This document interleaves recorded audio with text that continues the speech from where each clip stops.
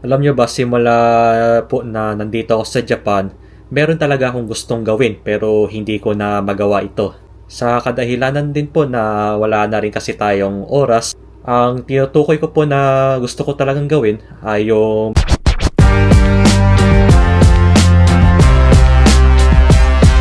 Good morning guys! Time check muna tayo. 10:40 na ng umaga. At medyo maaga nga para tayo nagising dahil magsisimba tayo ngayon. So napapansin nyo po, every 2 PM po yung English Mass dito sa amin na every Sunday. Pero as of February po, unang araw po ng February ngayon, ang schedule na po ng English Mass sa amin ay 1 PM na. Wow! Kaya napapansin nyo na medyo maaga tayo kumilos ngayon dahil 1 PM na po yung English Mass dito sa amin. So anyways, magluluto muna ako ng kakainin natin na brunch. At siguro magsasangag na lang ako ng kanin dahil may naiwan pa namang kanin doon. Ito pa naman yung naiwan dito guys. Lutuin na lang natin tapos haluan na lang natin ng itlog.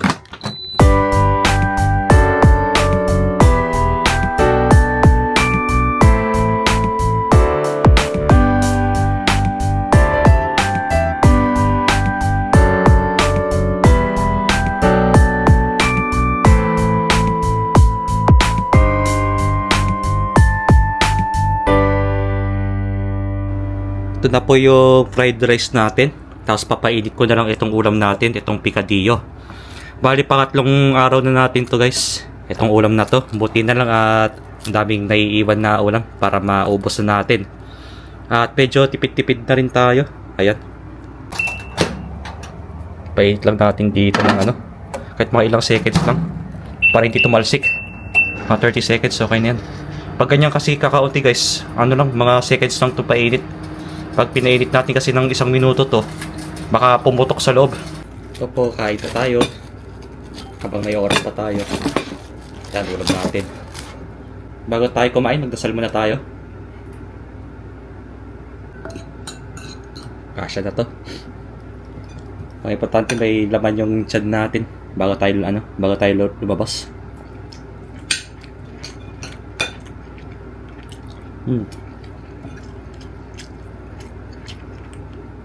Okay din, sarap din. Wow! Kakagutom.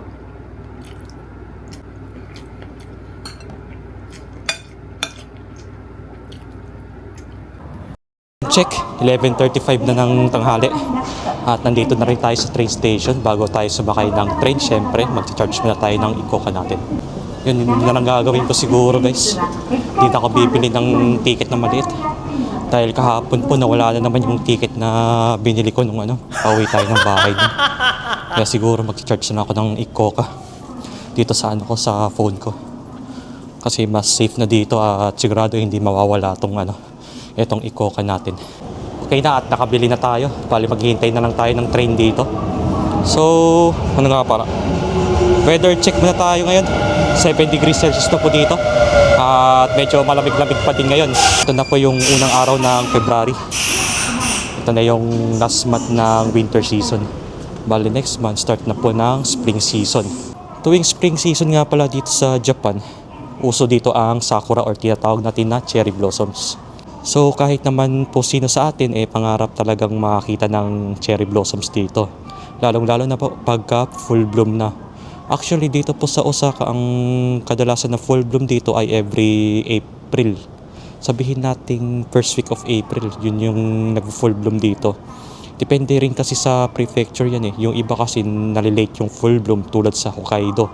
Kasi sa Hokkaido talaga, yun talaga yung pinakamalamig na lugar dito sa Japan. Kaya yung spring season doon ay medyo late nila nararamdaman. Kaya dito po sa Osaka, Kobe, Kyoto at sa iba pang mga katabing lugar dito, nakakaranas tayo ng maagang full bloom pag sakura.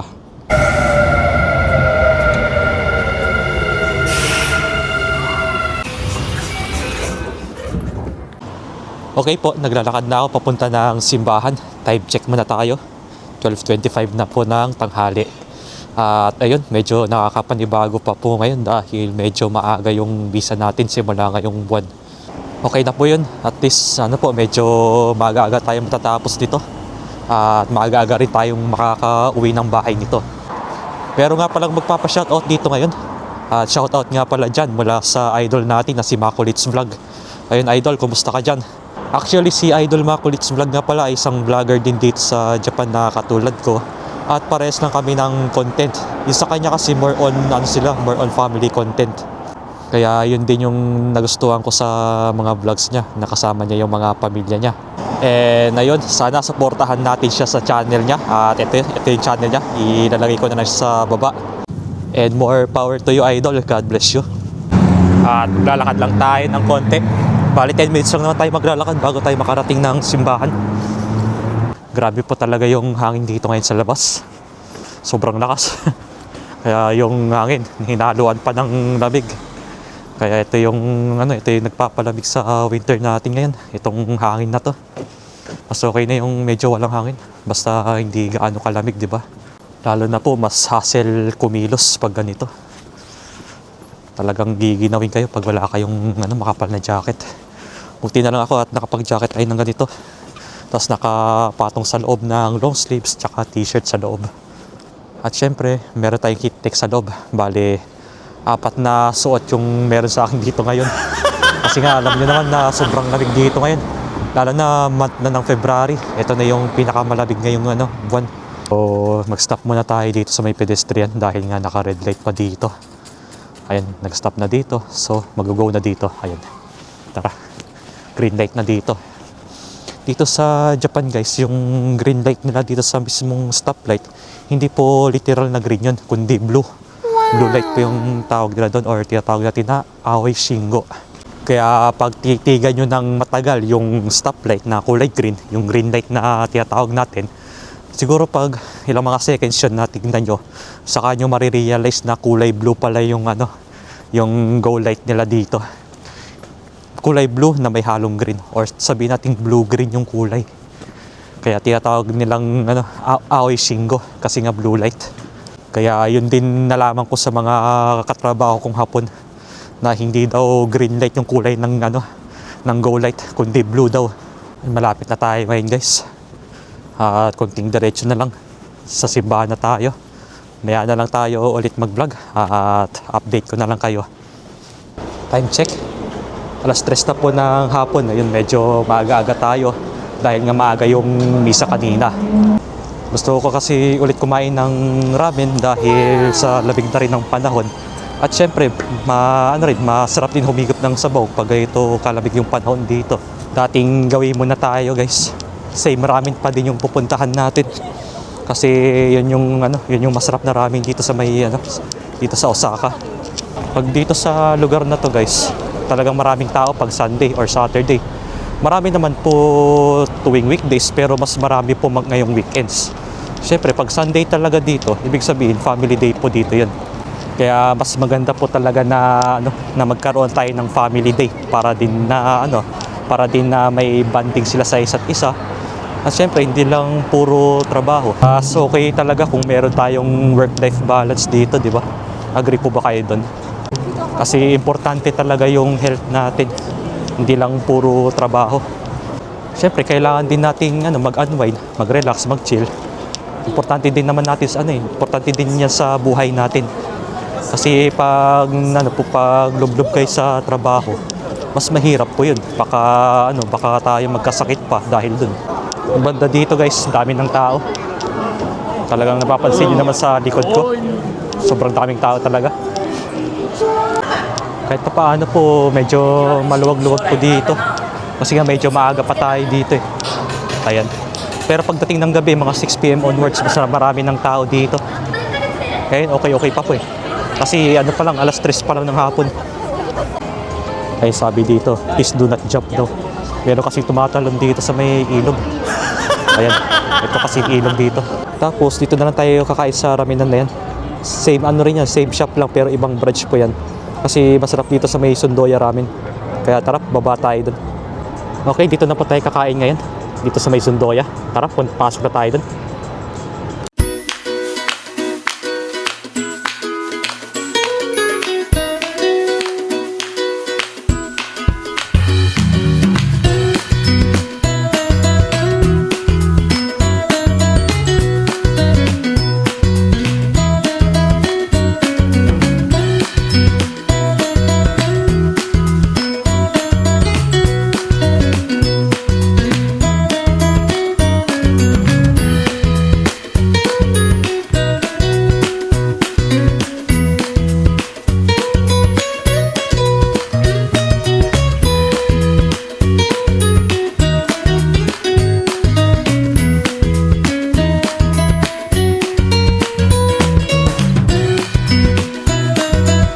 okay po, kakatapos ko lang kumain ng ramen kanina at talagang masarap yung kinainan ko kanina.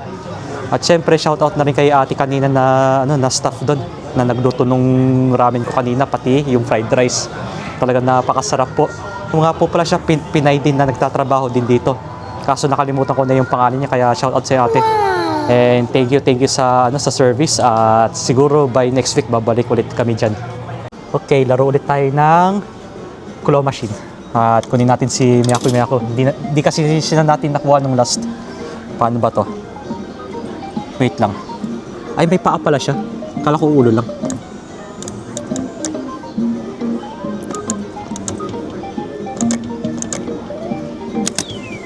Yun lang. Wala. Alayo. Epic fail, guys. Madulas kasi yung claw machine.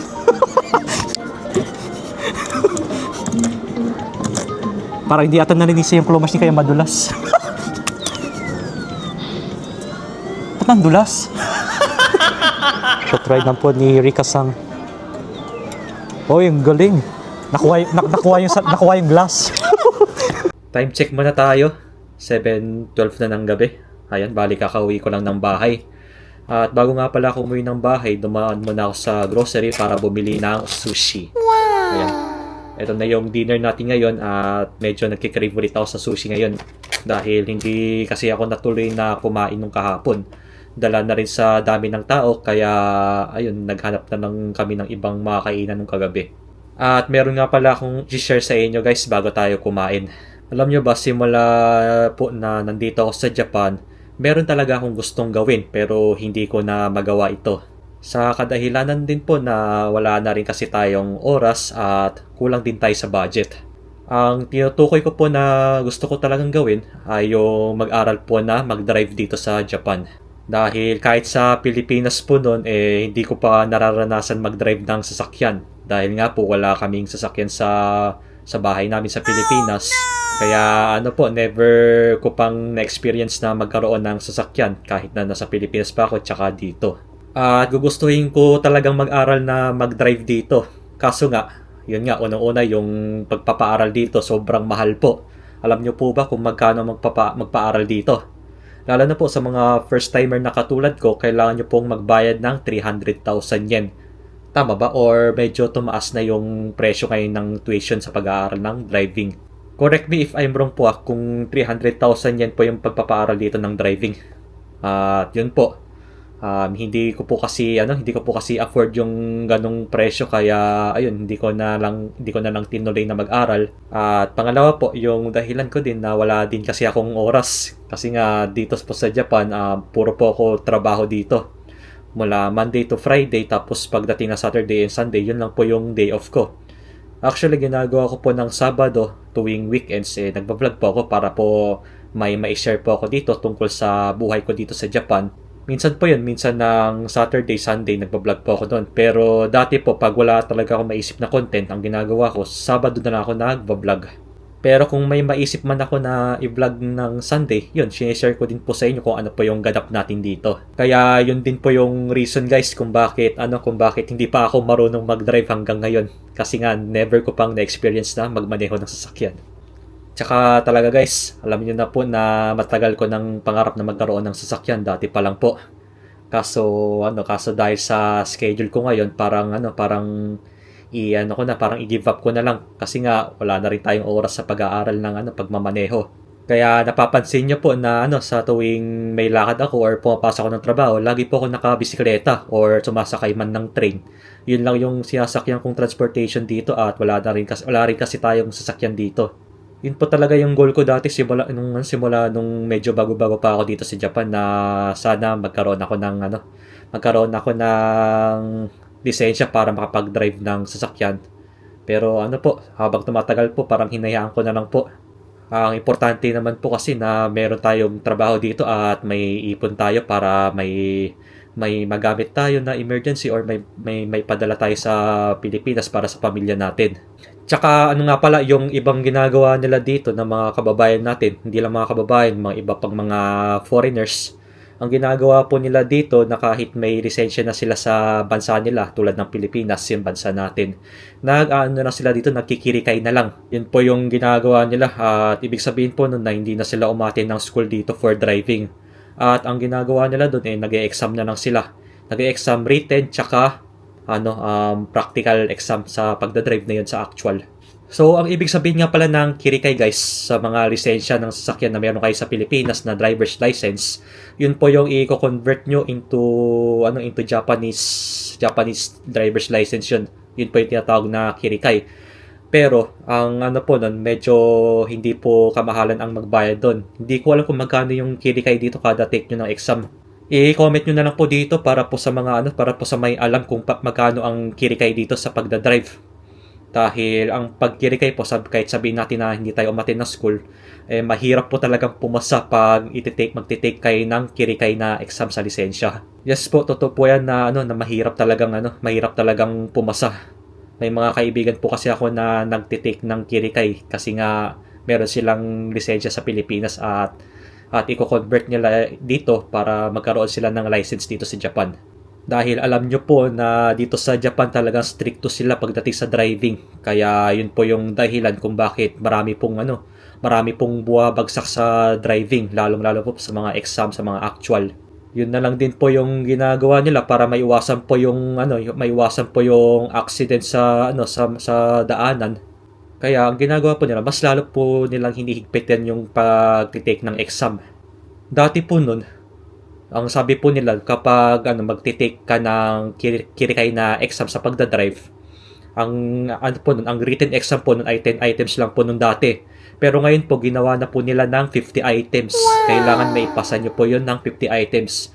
Ang passing score kasi doon dapat 45 points po or 5 lang po dapat yung mali nyo sa 50 items na exam na yun. Kaya ganun na po sila kaigpit dito guys pag magtitake kayo ng exam sa pagmamaneho sa mga magko-convert po ng license dito. So ayun lang po yung may share ko sa ngayon. At sabi ko naman po sa inyo na i-give up ko muna itong gusto kong gawin. Kaso wala talaga tayong oras. Kung papalarin man tayo, syempre talagang magpasalamat po tayo dahil blessings na yan sa atin. Okay, kakain na tayo ng sushi bago tayo magpahinga at mag-aral ulit ng Nihongo. Actually, favorite ko din kasi ang sushi. Lalong-lalo na pag meron tayong wasabi. Ito yung nagpapasarap sa sushi, guys. Kahit na maanghang, masarap pa din to para sa akin. At syempre, toyo, ito. Yan yung the best na sausawan sa sushi.